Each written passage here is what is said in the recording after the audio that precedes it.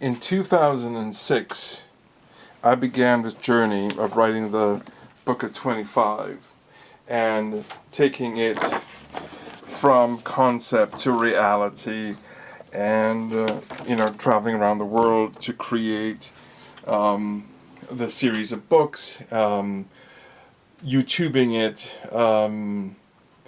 doing anything I can to promote it between Korea, Japan, Oman, Dubai. Let's see what else. Well, there was Kuwait, and then there was also when I went to parts of Asia, like in the Philippines, and I basically spent a lot of time traveling to put all this together. So here I am now, crowdfunding, and I have been doing these videos, these small videos, to try and to make the book work and to take it from the page into a reality that is video, which I do have a lot of videos now on my YouTube channel. And so now, as it gets into the final stages before I leave, this became part of my journey, was of course crowdfunding it. And this particular chapter, the one that I put in my thesis, where I compare and contrast the Hebrew and Korean, and I came up with some very interesting insights based upon language acquisition, language development, and you can only have gotten some of this to happen based upon the fact that I spent, in the 10 years that I was studying and going around the world. This was became my raison d'etre, my need to understand and communicate in multi-languages. And in this particular chapter 7, they were realization per se that perhaps we were working with realities that gave us particular insight into how languages move, and they're so alive and dynamic. And one of the reasons why I'm going to Malaysia is that Malay is an incredible blend of Chinese, English, Indian, and Malay. So by doing this work, I came across the influence of what could be considered God kings creating language. And this is something that higher power in the universe. I came up with. God. Today, billions of people around the world believe. This is one of how I would sample stuff to help us understand what I'm doing. So, is belief in God something hardwired in our brains? This is where what this guy is saying is actually pretty much how I chose to look at some of the language development and the comparison and contrast that I had with Korean and Hebrew, and that gets into a lot of other languages at the same time. But it's part of the reason why, when we are, communication is so important to us all, and understanding of languages. So this is what I had. This is one of my videos, and it begins to explain. In chapter 18, I did my thesis on Hangul harmonics, where I took Korean and I was able to measure it through Hebrew, and to pose a question, to posit a reality that Korean and Hebrew shared a relationship that was extraordinary in its ability to essentially be based on phonetics and from harmonies within linguistic harmonics, meaning that it was both languages share a common element, and they were also derived to be essentially, I'm not sure you can see how clear you can see there, essentially to be, through its pronunciation of the atomical features. So what you may have not seen there is that I actually called it a sacred language.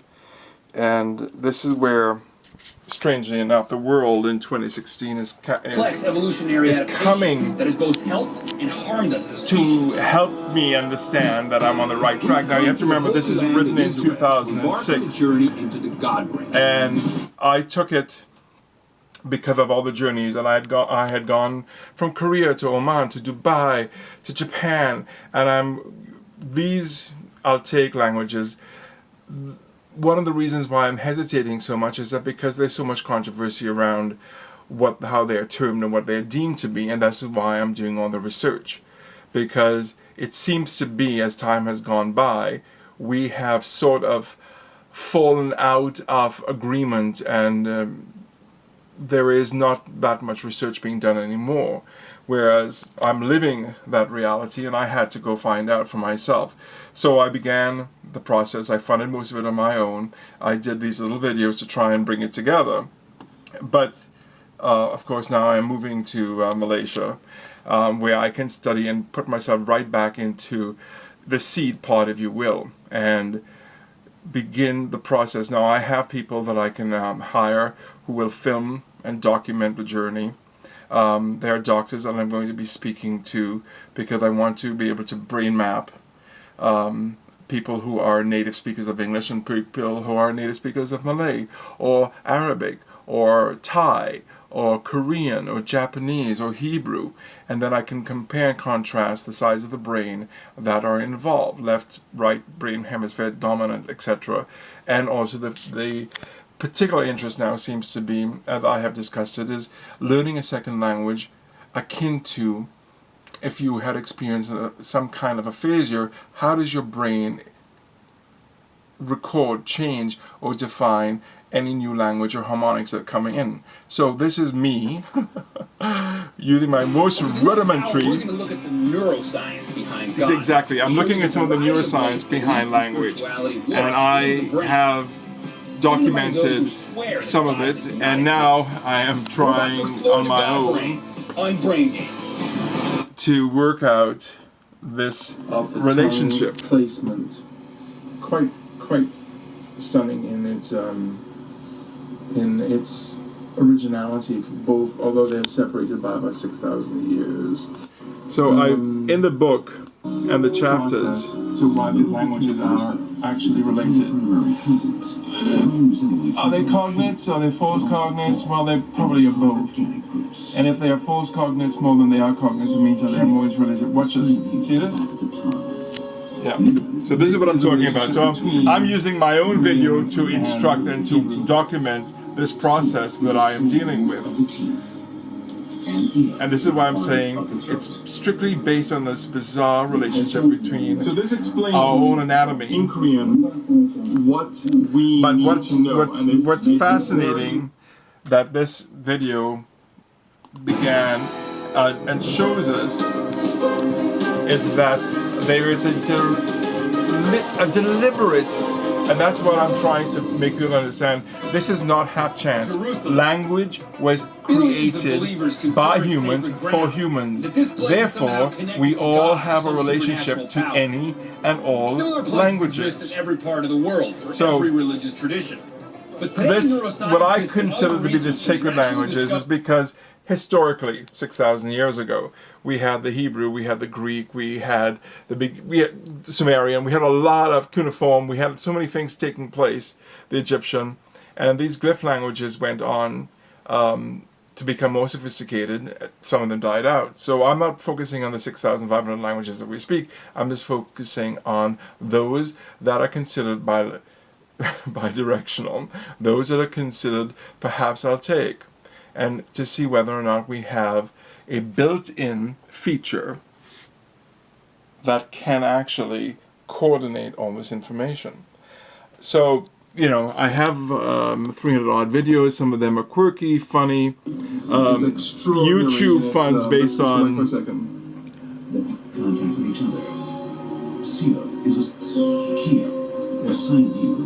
based on entertainment. So, you know, I had to go to play to get funding. Anyway, so this is my pitch into the process. Of course, I need as much access to the equipment. To any one place or intangible force, but to our very own brains. Exactly. To give you a hint, our brains can communicate on many levels. Sacredness in language seems to be a common thread. So I am working very hard to create this a linear approach to all this information. It's going to take a lot of work and money. Most of it I've self-funded to get this far, and I appreciate you taking the time to consider this really fascinating all this process. The videos are there. I will send some of them to you in my package, and you can see the process. Crude as it may, my information has been copied into quite a number of websites worldwide, and so there is value. So I am working towards what we're talking taking about, it to the next level. Take a look at this image. What do you see? I can actually be creating all this that you're seeing here with Do the lines funding. on this grid look like they're curving? At this point in time, They're not. this is as good Lines as of it this gets. grid are perfectly straight. Ciao for now. This illusion is the result of quirks in how your retina and cortical cells process black and white patterns. Precisely what I've been saying.